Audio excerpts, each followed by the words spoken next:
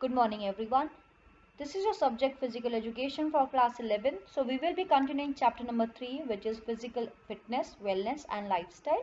We will be starting with lecture number 2 today, and we are also going to discuss the answers of questions which were given in your lecture number 1 homework. So in this lecture we are going to study about the components of physical fitness and wellness. There are various fitness physical components and wellness components. So we are going to start with the components of physical fitness. Physical fitness has various components. Different sports activities and physical activities is developed each component in varying amounts. So there are different physical fitness components, and in each and every game and sport you are going to find one or the other component which is related to it as a basic skill. For example, sports that include constant movement such as swimming and running improves heart and efficiency, whereas in gymnastics it improves flexibility. So when we are talking about cycling, running, swimming, there is an improvement in heart and efficiency of lungs. So when we are talking about heart and efficiency of lungs, we are talking about endurance. Then the same thing, when we are talking about gymnastics, you might have seen the gymnast who performs, look at their flexibility. So these endurance, this flexibility and several other components are there which you can see from different games and sports. The various components of physical fitness are given below. So we are going to start. The first one is strength. Strength is the ability of the muscle to overcome resistance. So strength is an ability of an individual or of a muscle through which we can overcome resistance. Now resistance here can be any kind of weight. For example, a weight of 10 kg, a weight of 5 kg. If, for example, if you are able to lift up a table might be of 2 to 3 kgs, then your strength is of resisting that particular weight because you are able to lift it up. So whatever you can resist, whatever weight you can resist, that much your strength is. It is a major component of physical fitness. Strength can also be defined as the amount of force muscle or a muscle group can exert. So the force which is produced by your muscle or a group of muscle, that is also known as your strength. So these are the two different definitions. You can learn any one of them. Strength of the body can be measured in pounds or dynes. In a certain level of strength is also essential for a common person, while for a sports person to have strength is of paramount importance. So when we talk about a journal person, for example, we take a very basic example that from the market when you go and you bring that 5 kg or 10 kg of that atta packet, right? So that particular strength is actually needed by a common person also who is not into games and sports. There are several activities in a day, a daily routine, where you need to perform different activities. For example, carrying your own bags, strength of your shoulders or your hands. And the same way goes with the sports person also. The sports person need to have strength in a very good amount, and because it is something very important to them. Or sports may require less amount of strength while other applications or sports require much more strength. So it depends on different kind of sports. If you are in 100 meters, for example, you might not be needing that much strength as compared to a person who is a weightlifter. So it depends on different games also, the kind of strength you needed. In the same way, sports or applications require different type of strength. For a better understanding of strength, so now for a better understanding, the strength is actually divided into two parts. One is your dynamic, another one is your static. So dynamic strength is a strength which is also known as isotonic strength because it is related to the movements. Wherever there are movements and you need to show your strength or generate that power or force by your muscles, that is known as your isotonic strength or dynamic strength. Like for example, in pull-ups or push-ups, we require dynamic strength because you keep on moving. You keep on doing different movements. While doing such workout, there is diminishing tendency of dynamic strength, and as a result, after some time, muscle refuse to do work. So See, when you start doing a push up, like for example, last year when you were in 10th, we all conducted that different test for you people. So there was this push up test also. So you were given a time of 1 minute. Many of you were able to do it for 1 minute, many of you were not able to do it. So it is a kind of strength which diminishes by time or by the frequency of what you are doing. So if you keep on performing it, there will be a time where you get exhausted and you will not be able to do even a single pull up. Movements can clearly visible when someone uses dynamic strength. In a sport, movement strength of pairs in different forms. So it is of different forms again. We are going to study in the next slide. So now the dynamic strength can be divided into three different parts. So just keep this thing in mind that dynamic strength is a strength which is related to movements, and all these three, maximum strength, explosive strength and strength endurance, are related to the movements, and that is why they come under dynamic strength. The first one is your maximum strength. It is the ability to act against maximum resistance. That means the maximum amount of weight which you can resist. The maximum, for example, you can just pick up the maximum level of your weight. Lifting a weight is 10 kgs or 20 kgs or 5 kgs, whatever it is, that is your maximum resistance towards something. Maximum strength is not usually used in majority of sports. It is usually used in those sports in which very heavy resistance have to be tackled. For example, weightlifting, shot put, hammer throw, discus throw and javelin throw.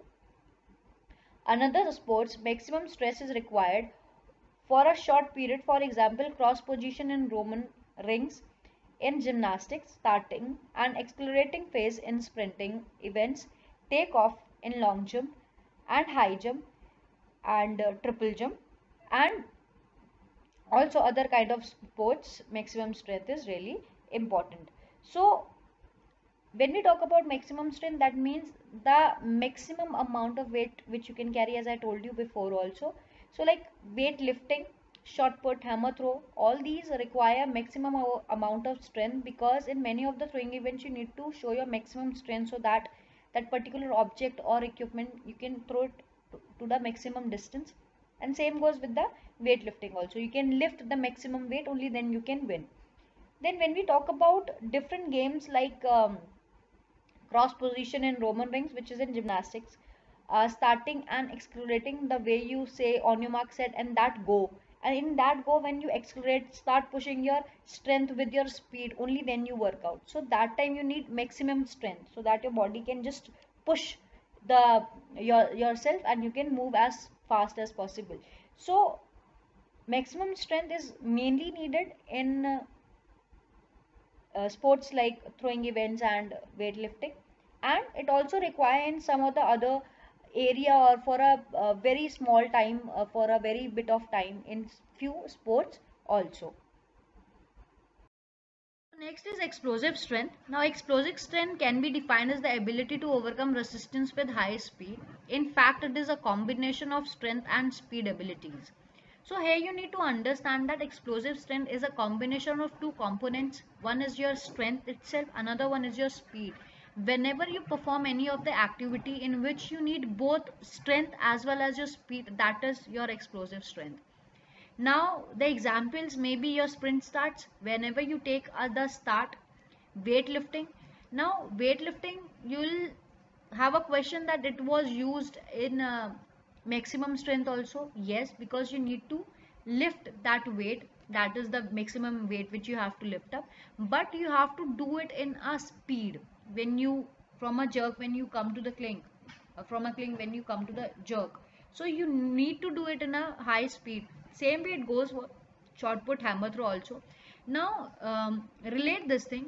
Now if I'll ask you to throw a stone as far as possible, so you will be using two things. One is your strength, obviously, another one is your speed. Until and unless you just throw that stone with all your speed and strength in your hand, only then that stone is going to go as far as possible. Otherwise, using maximum strength but the speed is not there, then it will be of no use. So in many of the games in sports, This kind of strength, explosive strength, is required. Why? Because it is kind of an explosion. Like for example, it is when it is on your mark, set, go. And then if that particular go, you just have to react fast. You have to do it as soon as possible with your maximum strength, with your full strength and your speed. Next is our strength endurance. So it is a combination of strength and endurance abilities. Strength endurance can be defined as the ability to overcome resistance or to act against the resistance under conditions of fatigue. Fatigue means being tired or exhausted. It can be of more form, like it can be of static as well as dynamic strength, depending on the fact whether the movement of static or dynamic. Strength endurance is commonly used in long distance races, swimming, road cycling, or any of the sports in which you need to have that strength continuously for a longer period of time. So it is basically when you can exert power, or when you can produce more and more force for a longer period of time without getting fatigued. Like I gave you the example of push-ups for 1 minute. Now there will be people who are going to do push-ups for like 5 minutes, 10 minutes, or like 500 push-ups in a single go, or um, thousands of push-ups in a single go, for example. So you need to understand that when you do that particular thing, the strength obviously is generated, that power is generated by your body or your muscles, and you are continuously doing it without any break, without getting exhausted, without getting tired. That is your strength endurance. And in all the competitions in which the timing or the length of that particular event is more, then your strength endurance is used. And next is a static strength. So all those three were the types of dynamic strength, and now we are going to talk about static strength. So it is also called isometric strength. Isometric strength means that there is no change in the movement, or there is no change in the length or the movement. It is the ability of muscles to act against resistance. Static strength can be measured by dynamometer.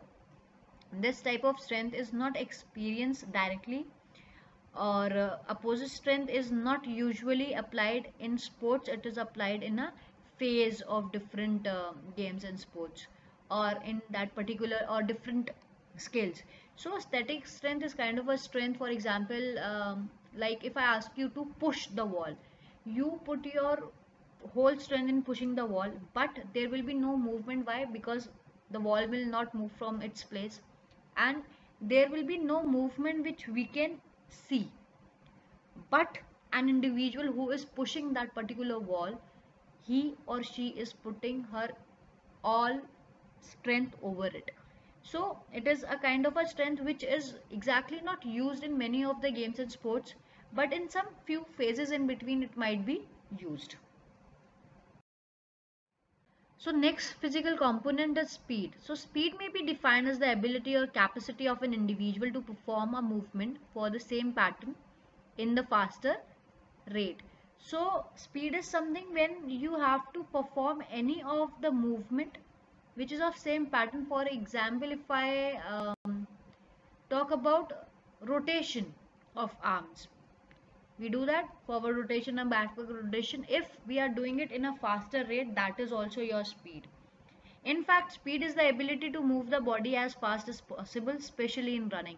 So we normally talk about running events when we talk about somebody's speed, that someone runs faster, or if you run faster you have to take 100 meters. So all these kind of things are there. So it is just the ability of an individual to move his body from one place to another with faster rate, that is your speed. However, different sports skills require different types of fast movements and quick reactions. So now it depends on everything. Like it can be in long jump also, it can be in shot put also, it can be in anything where your body just moves or changes its position in a faster rate. That is also known as speed. It's not just only about the distance which we are covering, but also the movement which we are doing in our body.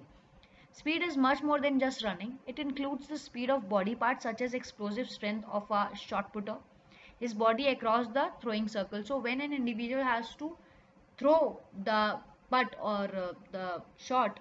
So what actually happen is, with all his speed in the circle, he has to rotate and then throw the shot put or the discus or the javelin or any other equipment. Speed of a gymnast in handspring. Most of the sports required speed over short distance as running between the wickets. So you might have seen that there is this, when in cricket, when you have to take runs, so you have to run faster. So in many of the sports you can see it like for a very smaller distance, like for example one you can see in cricket, it can be in football and hockey also, where you have to run after the ball for a smaller period of time and not for like for whole of the, like for not for continuously for 70 minutes or 90 minutes, but yes, for single minutes or few seconds you have to run faster behind the ball or with the ball. So speed is required in each and every game. Speed depends on the types of muscle fibers, where there are two types of muscle fiber. One is your fast twitch, another one is your slow twitch fiber. So fast twitch fibers are the fibers that contract rapidly in a very high speed and produce maximum amount of strength, whereas slow twitch fibers contract slowly and produce less force. So there are two types of muscle fiber. One is which contracts rapidly in a faster speed. Another one is your slow twitch, which contracts slowly. And the another difference is that because it contracts in a very high speed, it gets fatigued very fast. And when we talk about slow twitch, these are the fibers which contract slowly and they work for a longer period of time. Therefore, fast twitch fibers are quick and slow twitch fibers are slow. Now, it can be decided easily whether an individual is fit to speed related events or events which are related to endurance, because percentage of these fibers in an individual can be measured. So, there is this muscle biopsy which is done, and through it we can easily check the amount of percentage in an individual of fast twitch and slow twitch. Individual, those who have fast twitch muscle fibers are going to have events like short distance, 100 meters, 200 meters, 400 meters, and individuals who have more percentage of slow twitch muscle fibers are going to opt for longer distance races. Training can enhance speed by reducing the reaction time of the individual. So you need to keep one thing in mind, that you just can't change this muscle fiber. The composition you can't change, but if you need to um, increase your speed or enhance your performance, then reaction ability can be enhanced and speed endurance can be enhanced, that for a longer period of time you can maintain that particular speed. Most probably, speed is used in every sport except long distance races or endurance related sports. For example, your marathon races or long distance races like 10 kilometers, 5 kilometers, cross country, marathon, half marathon, etc. Now the next one is your endurance. So endurance is another component of physical fitness like speed and strength. It is the ability to sustain an activity. So it is the ability of an individual, where an individual can perform an activity for a longer period of time without getting fatigued. So that is how one can sustain an activity. So endurance is directly or indirectly of high importance. It is usually measured by the number of repetitions. Now for example, here the example is of push-ups.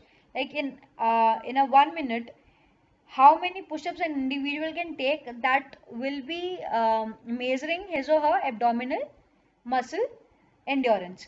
So same way, for example, if we take, like if I ask you to take rounds of the school ground, now an individual who is going to take the maximum number of rounds will have the more endurance as compared to other students. So this is through the number of repetitions also of any of the activity, you can also measure endurance of that particular muscle part or of that for that particular skill or activity. The types of endurance varies from sports to sports, so it depends on different sports. Basically, there are two types of endurance, that is short term endurance and long term endurance. So though you can though endurance can have many more sub parts of short term and long term as well, so it depends on different sports, but basically they are two. The first one is short term endurance. Short term endurance is needed in sports where the action and movement is only for short duration and high, but for high intensity, for example hockey, football, wrestling, etc. So here what happens is that all these games you need to perform for a short period of time, not continuously. You can take breaks in between, but the intensity is high. Second type is our long term endurance. So long term endurance is needed in sports where the action or movement is for a longer period of time and is of less intensity. So these kind of events in which the duration of those events is long, like for example it might be for an hour or 2 hours or 3 hours, like that, but the intensity of doing the movements or the action is very low. You don't have to run faster, you don't have to perform any of the movement with very high intensity or good frequency or very fast, but the slow intensity movements can be done easily with a longer period of time. Those are your those games come under your long term endurance, and the examples are long distance races, road cycling, cross country, marathon races, all these kind of events in which the intensity is slow but they are done for a longer period of time. Now endurance is not only needed in sports but is also needed for a common individual in his or her daily life or day to day life. So it is not only important for sports persons, but it is also important for an individual who is not into sports, a common person who exactly needs to do his or her work in a day-to-day life, but he also needs to do that work without getting tired or without getting fatigued, so that he does not feel exhausted. So it is very important for common person also to have endurance. Endurance can be increased by these three methods are given here: continuous training method, interval training method, and repetition methods. Continuous training method is a method in which there is no gap in between the repetitions are given. So you have to continuously running. For example, of continuous training method, you can say that you have to run for continuously for 45 minutes. So in that 45 minutes, you can't stop in between, you can't walk, you just have to run continuously. Second is your interval training method. It is a method in which you need gap, you take gaps or recovery period in between. For example, if I ask you to perform 60 meters repetitions, 60-meter distance repetition, and repetition would be 5. So after each and every repetition, you can take a recovery gap of 30 seconds or 1 minute. It depends on your own endurance. And then the repetition method, in which we do perform different kind of repetitions with both. It is a combination of both continuous and interval training method.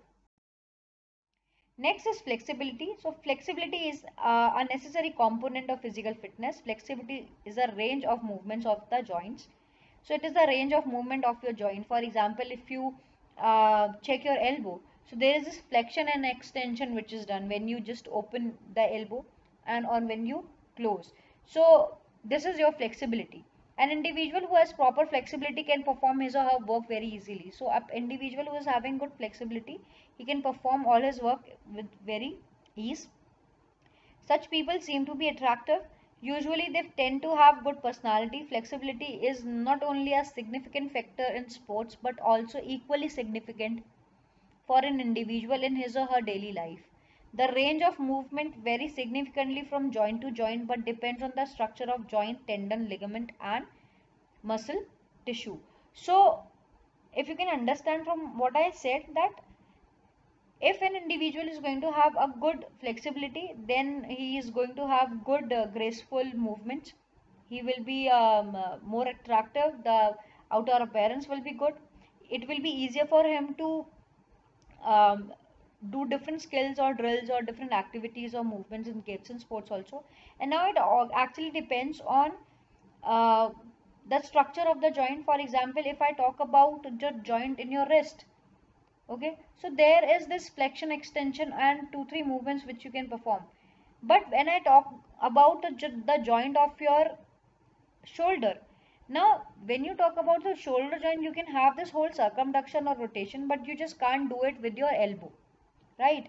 So The range of motion depends on the structure of the joint, and then the tendon is which joins your muscles with your bones, ligaments which joins bones to bones, and the muscle tissues. So it just depends on all these factors. Flexibility is related to genetic factors as well as physical activity programs. So it depends on both the things. From birth, an individual might have a good flexibility. It can be biological or it can be genetic factor also, and it can also be increased or enhanced by the physical activity programs. Usually, tight joints prevent smooth and efficient movements, and cost of flexibility training prevents muscular injuries. So what exactly happens is that when an individual is not flexible enough, he or she can have problems in performing different activities, and one can also go through different muscular injuries. But if we perform flexible training programs, so these programs can prevent these muscular injuries. Maintaining flexibility throughout the life, especially in back and leg muscles, mainly help in preventing back problems. Flexibility is helpful in learning various skills easily, such as backstroke in swimming. These skills can be learned easily if an individual has ample flexibility. So from the whole paragraph, you might have understand few points. The one is that it depends on genetic factors as well as what kind of training program you are doing. Second, that if your joints are tight, the range of motion is not good, then obviously the movement which you are going to perform will not be smooth and efficient. Third, if you perform good training methods, you can prevent muscular injuries. And if you are able to maintain your flexibility of your back and your legs, then you will prevent all those back problems or back injuries, back pain. And if your flexibility is good, then it will be easier for you to perform many difficult activities properly. So after understanding flexibility, now we are going to discuss the two types of flexibility. One is your passive flexibility, another one is your active flexibility. Passive flexibility, the ability to carry on movement to greater distance with external help. So here you take the help of an individual, another individual. For example, stretching exercises with the help of a partner. Passive flexibility is always more than active flexibility. In fact, passive flexibility is the foundation of activity at the flexibility. So it is actually all about that when you take somebody's help in performing the flexibility or stretching exercises, that is your passive flexibility. And it is more, why? Because more strength, or it is forced by another person, so that you can perform that activity in a proper way. Next is our active flexibility. So active flexibility is the ability to carry out movement to a longer distance without any external help. For example, to do a stretch without the help of a partner. So it's very simple. Passive is what you do with the help of a partner, and active is what you do by your own. Actively, where you participate actively by yourself. That is your active flexibility.